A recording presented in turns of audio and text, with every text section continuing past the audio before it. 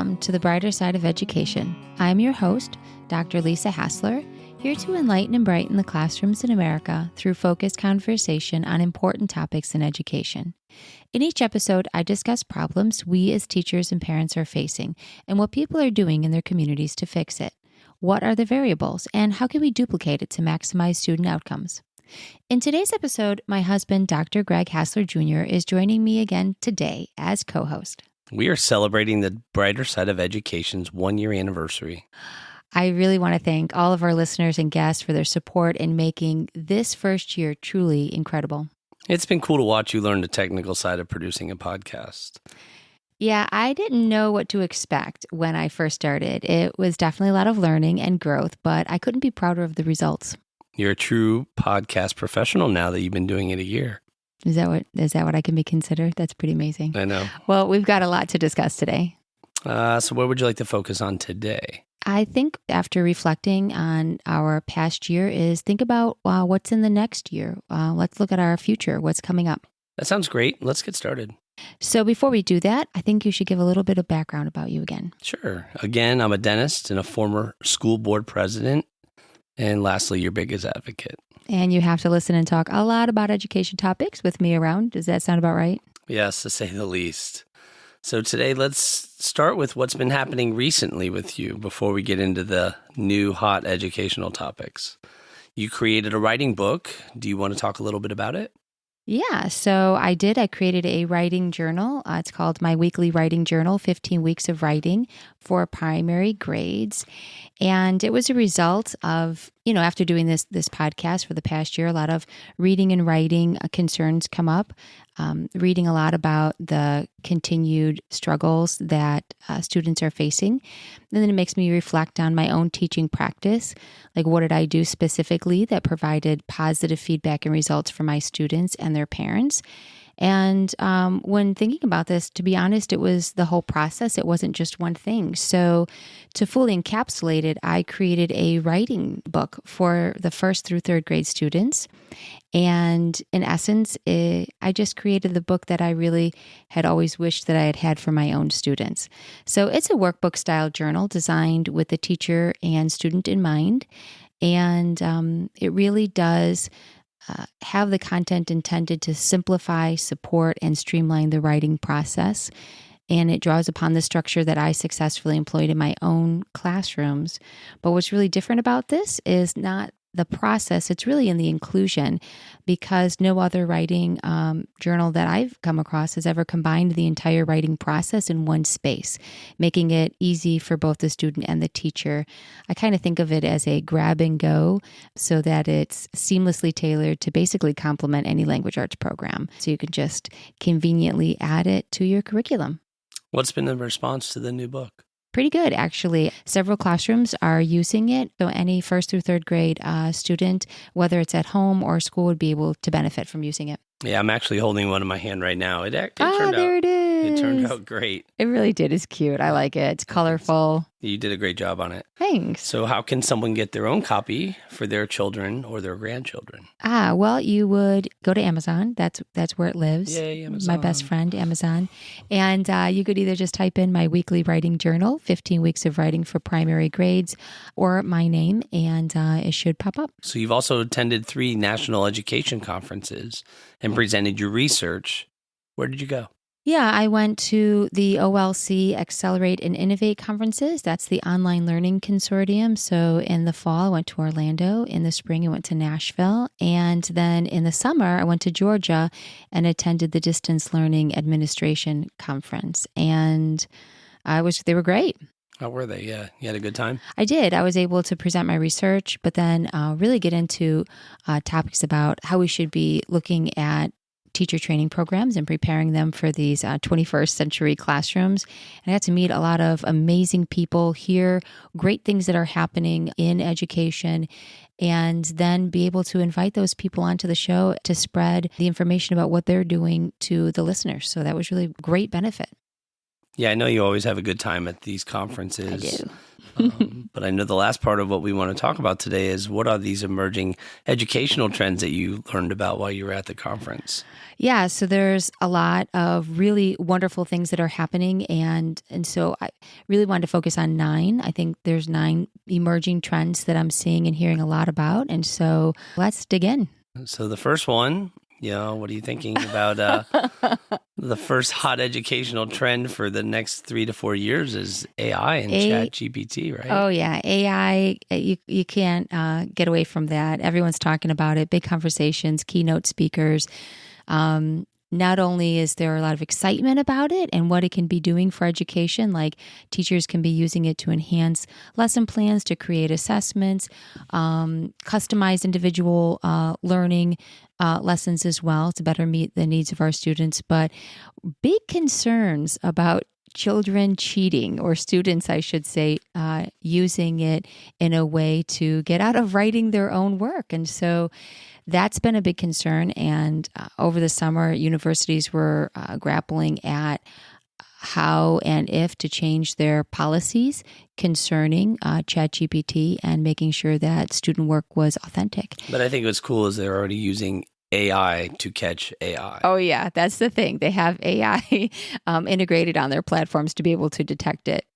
So we'll see if it works. I don't think that they're going to be able to necessarily pinpoint and, throw students out necessarily because of this, but it is a concern that maybe they could say, hey, listen, why don't you look back at your work and reword it or resubmit it. So there's that concern. But I also look at it as an exciting time when we could be better meeting students' needs with disabilities, to maybe offer them the opportunity to have a college degree when something as simple as not being able to complete a paper for a COM 101 class would actually hold them back from being able to have a college degree. So I look at that as a way to maybe scaffold and open up our opportunities for those students that have disabilities. But then I also look at it as a tool that we can be using, kind of like a calculator, where everyone's a little bit afraid of it at first. But once you realize its limitations and understand how to use it as a tool to support learning, that we won't be maybe so taken back by it, but learn how to embrace it. And so some professors have actually taken it on as a challenge to make it work for their class and students favorably by teaching them how to be able to use it correctly to enhance their work, but not to use it to do their work. Yeah, it's not going away. So I think we have to learn how to use it for the positive. Yeah, absolutely. And the next thing is nano-learning or microlearning. Yeah, I don't understand much what microlearning or nano-learning is. It kind of reminds me of what you were teaching when you were talking about the time we spend in a class and how much information is really needed to give to a student at one given time. Can you elaborate more on that? I think that, when I look at how I would have aimed my lesson plan timing, I would have looked at the child and said their age plus 1 minute, and that would have been the amount of time that I would have planned for my lesson.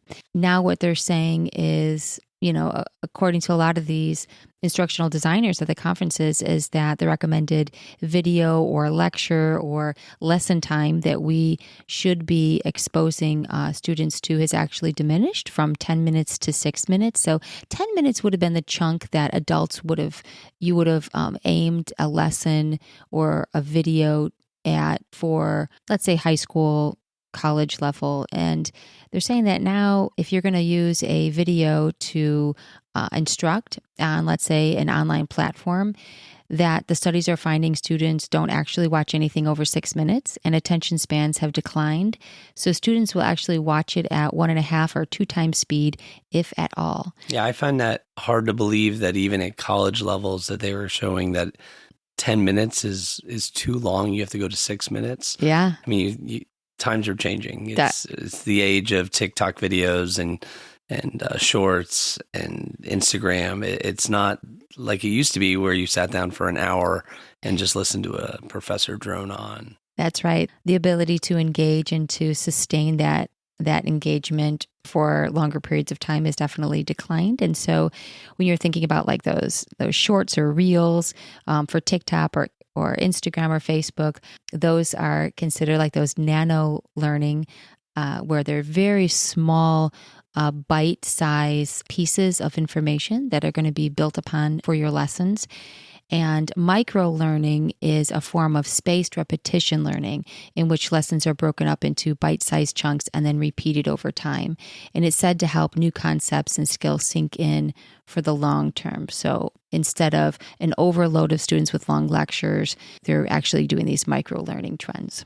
So our next hot educational trend, our third one that we're covering, is online learning. And it's a huge topic in education, and it's been growing the last couple of years. Why don't you go over some of the pros and cons? All right. So according to research and markets, the online education landscape is set to become a $319 billion industry by 2025. And there's three major benefits of online learning compared to offline, and that is the cost, the convenience, and the scale. And when you talk about scale, you're thinking about the ability for one educator to reach an unlimited number of students.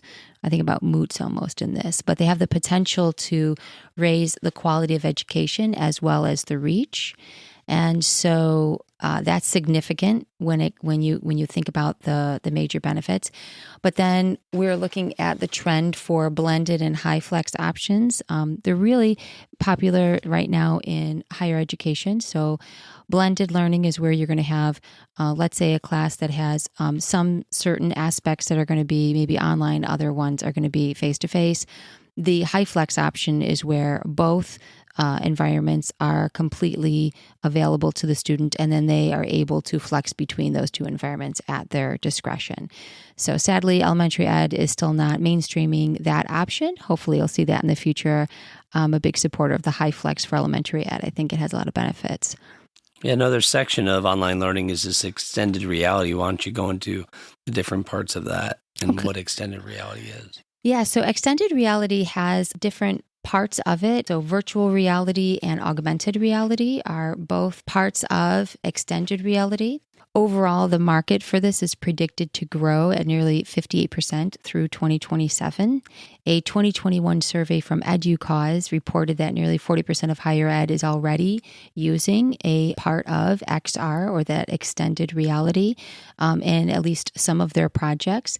And the majority of respondents are saying that 90% are going to be using some sort of extended reality in the next 5 years. So that's a pretty big trend. Yeah, it's amazing because virtual reality, we've used those Oculus glasses. It's kind of neat to be integrating yourself into a separate world. But the augmented reality is really becoming a big thing. I know we got you a shirt that when you used an iPad with, it would actually show the human body and some of the circulatory systems, and the kids loved that way of learning. Oh, they did. They loved it because it jumps out to life at them almost. So the medical school students are using VR to dissect human cadavers in Colorado State University right now. And 90% of the students who have used the technology say that virtual reality has helped them to understand spatial relationships, which is a crucial skill for potential physicians. And in 2019, the University of Michigan announced its XR initiative to plan and fund these different sorts of projects when it comes to leveraging technology in education. So that's virtual reality and augmented. And augmented, the kids in second grade, boy, do they love that. But it's also going to be available in textbooks. So we're going to start to see that augmented reality in more mainstream in elementary school as well, so that you don't have to get those goggles and the headsets to be able to be immersed into that virtual reality. Yeah, it's fun. It's a fun way of learning. It really is. Kids enjoy it. So the next one is Masterclass or Maestro platforms, which have a lot to do with the big name instructors. They are master practitioners who, in my opinion, put an end to the phrase, those who can't teach. And here it is, those who can teach. And this is getting widely popular. Yeah, so I don't know what people know about it. We watched a couple Masterclass lessons, and it's famous people like Gordon Ramsay teaching how he cooks, R.L. Stein going through how I he like that one. writes his book. I know you really enjoyed that series. That was a good one. How Natalie Portman does her acting. So you're getting famous people who engage you and teach you their craft and how they got into it. But I think one of the biggest things also is that you're learning from master practitioners. And so, famous or not, it looks like the education platforms are actually tapping into this by having their big name instructors for their courses are actually going to start joining these kinds of platforms. And I think these niche education platforms are also, coming across in other types of trades as well, like cybersecurity and IT. What do you have about that? Yeah, so they're able to provide a deep kind of advanced training that's not really broadly available elsewhere. So a lot of it seems to be popping up around IT professionals to pass important certifications, cybersecurity, even hacking. Apparently hacking is something you can learn. Yeah, you can find out online how to learn about hacking. I don't know if I would push that one, but it is out there.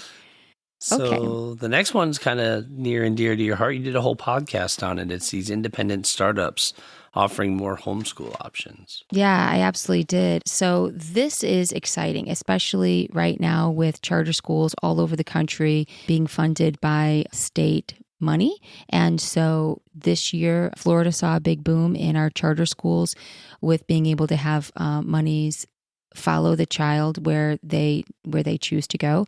And this is leading to a lot of these new startups or micro schools even, so not huge charter schools, but even micro schools.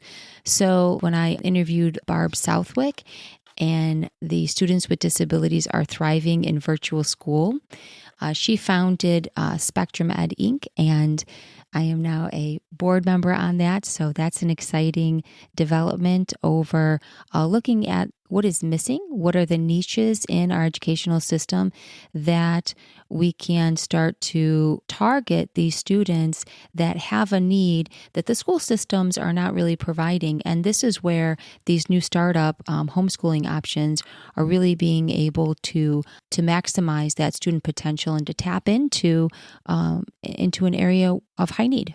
Yeah, I can't believe that the number is like 3.4% of students are homeschooled now. Yeah, across the United growing, States, especially with more and more teachers leaving their jobs to be part of this. Oh, yes. Totally. With 3.4% of school-age children in the United States being homeschooled every year, having these homeschooling options is really valuable. Well, I think the next one, it's been kind of fun to talk about even before we started the podcast, but it's high schools and vocational and technical courses that are growing again. It feels like we're back in the 50s and 60s. This is kind of wild. I don't know. They're saying in 2023, high schools will increase resources dedicated to preparing students for future paths that lead to places other than traditional college courses. So vocational and technical courses are teaching a diverse range of skill sets. They're likely to become more popular in schools to work with employers to develop new solutions to problems caused by the skills gap. And so in the United States, the Bureau of Labor Statistics suggests that 43% of high school graduates go on to study college, but we're really focused on those 43%. We're not thinking really about that 57%. No, right? I can't wait for shop class, cooking class, wood shop. I want them to come back. Did you ever take any of them, Greg? I did take a typing class. Oh, you took a typing class? Yes. How about you? I think all of us took a typing class. Was that still part of, this is like almost pre-computers. Only with your thumbs is all you need. Just need your thumbs. Well, I'll tell you. Okay, so not in high school, but in my junior high, we did have a wood shop. I carved a mean burn name into a wooden plaque. I had a drafting class, a sewing class, and I can do an amazing Frankenstein stitch like no other. So I think it's and time, cooking. It's time to bring a lot of that back. And when you think about Masterclasses with Gordon Ramsay and those incredible eggs that I now can make off of his Masterclass tutorials. The best eggs ever. Yeah. On that Masterclass by Gordon Ramsay. I think that, having these sorts of vocational and technical courses actually could maybe be really interesting for students.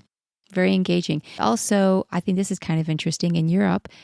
2023 has been designated the European Year of Skills, recognizing the focus on vocational education and training alongside traditional academic subject-based training. It may be the key to developing new drivers of economic growth in the face of global slowdown or recession. Yeah, I think it's time that we stop just focusing on the 43% of people that are going to college and let's make sure everybody gets a good quality education with life skills that they can use on a regular basis. Which brings us to the renewed emphasis on soft skills. That's our number 7 focus. Can you define soft skills? Yeah, so soft skills, those are like teamwork, communication, problem solving. And so this is actually, they're saying that more than 90% of human resource professionals agree that soft skills are very important to the future of recruiting, according to a report from LinkedIn. Well, I think if things are like turning towards AI and computer generated jobs, then how do we stand out and how do we keep our jobs? How do we keep our jobs? Yeah, right. So that human element, that how we interact, how we communicate, I think those skills are going to be more and more important than being able to add and subtract, big numbers when we have computers and AI to do that for us. That's right. So 80% of employers are saying that soft skills are increasingly important to company success. In fact, a study of more than 150,000 students in Chicago public high schools found that building social-emotional qualities, such as how to resolve conflict and how to stay motivated to work hard, achieved better results for students than schools that focused solely on test scores. While at DLA, I was actually able to listen to a presentation by Camille Farrell. She's from the University of Central Oklahoma, and she has developed and worked with the university on something called STLR. It's called the Student Transformative Learning Record. And this model is actually being used in 30 U.S. and international institutions. They consider it a second transcript. And the reason I'm bringing it up is because they are assessing students' employability's soft skill growth in their coursework and their co-curricular experiences. So when you think about the renewed emphasis on soft skills at the employer level, and then you look at it from an employability standpoint and what they're looking for, the University of Central Oklahoma is already considering how to take their students' qualifications and make them more workforce ready and employable by looking at what the employers were looking for when it comes to soft skill deficits and being able to fill those deficits by having this second transcript to show how they're able to actually achieve the soft skills that employers are looking for to help them get jobs. Yeah, so soft skills are becoming more and more important. It's another way of setting yourself apart. Yeah, it really is. Okay, so now we're on to the next hot educational trend. Number 8, alternative assessments. What can you tell us about the alternative assessments and why are they so important right now? All right, so we're seeing some movement, some changes when it comes to summative assessments. So being our ACTs and SAT requirements for admissions for universities, they are becoming optional. So many universities have either dropped it, they've removed the requirements for admissions, or they've said that standardized tests are optional. So Harvard being one of them through 2026. So that's pretty different. And so what are they doing if they're no longer relying on standardized testing? Well, there's something called a mastery transcript. And this is an option that some high schools are using. And what it does is it records the students' mastery of subjects and their topics. They're not traditional letter grades, and it's not a one-time view about what the student knows and is able to do, but rather it prioritizes higher order skills. And so it'll be looking at things like transferable skills like self-direction and collaboration. How are they applying knowledge? It actually shows evidence and abilities from inside and outside the classroom. And the transcript is being currently accepted by 250 colleges in the United States. How about at the elementary level? So elementary teachers have been looking at those standardized tests and cringing every year. We have to take that large, one big week-long test. And so New Mexico has actually adopted for the elementary school students in their public schools something called short cycle tests. And those are shorter tests that are implemented 3 times a year, so beginning, middle, and end, as a way to get away from the one-time, really big, intense, summative tests. That's great. I think we added one extra. Teacher shortages. Yeah, the big problem in education right now. It's not trending, or coming up, it's actually been happening. It's here. Teacher shortages are already being felt across the country, and the U.S. Department of Education reported that nearly every state suffers from a shortage of special education teachers. In addition, 44 states have math teacher shortages, 42 states have science teacher shortages. So aside from the pandemic, lack of pay is one of the top reasons why teachers are leaving. Several states are working to address the teacher shortages by raising teacher salaries to entice new teachers to join. Many states are looking to ease their standards for teachers in order to attract new professionals in from different industries. And Florida legislature actually passed a bill that allowed military members, even those without bachelor's degrees, to teach in a classroom for up to 5 years. And as a response to that, I know that National Louis University partnered with the state of Florida just this summer, was able to start a certification program to try and meet those demands and help educate these teachers and get them up to speed and certified. That's great. Why don't you throw a little conclusion at us? Bring it all together.